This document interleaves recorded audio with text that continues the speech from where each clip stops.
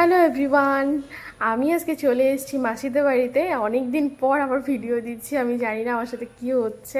আমি সত্যি ভাবি ভিডিওটা আপলোড করব, কিন্তু আমি করি না। আমার আর মানে সময়টাই হয়ে ওঠে না এডিট করার। তো যাই হোক, আজকে আবার বসে পড়েছি।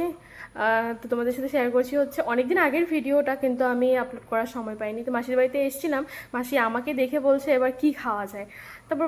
তারপর ছদি ভাই বলছে চলো ফ্রাইড রাইস আর ডিমের কারি খাই, অনেক দিন থেকে খাওয়া হয় না।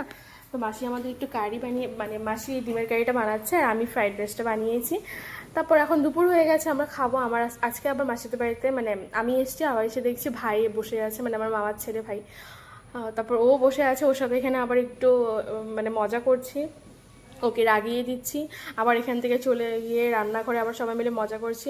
আমি আর মাসি আর ছোটি ভাই ভীষণ মজা করছি, মানে কিছু একটা কথা নিয়ে তো হাসছিলাম, মানে ভিডিওই করতে পারছি না।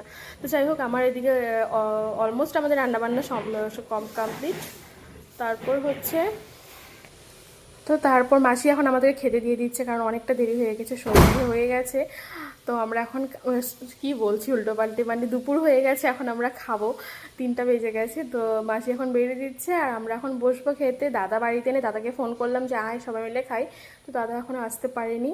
তারপর আমি মাসিকেও বলছি তুমিও বসে পড়ো, সবাই মিলে খেয়ে ফেলি, অনেকটা দেরি হয়ে গেছে।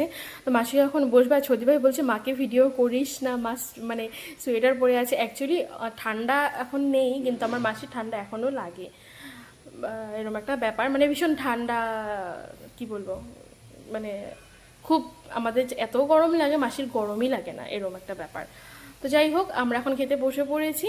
আর আজকে ছিল হচ্ছে ডিমের কারি, ফ্রাইড রাইস, আর মাসি আগেই বানিয়েছিল এঁচোড়ের একটা সবজি ছিল, আরও একটা কিছু ছিল যেটা আমরা কেউ খাইনি, ও মাছ ছিল মেবি, আমরা কেউ খাইনি। Children take care, bye bye, দেখা হবে নেক্সট ব্লগে।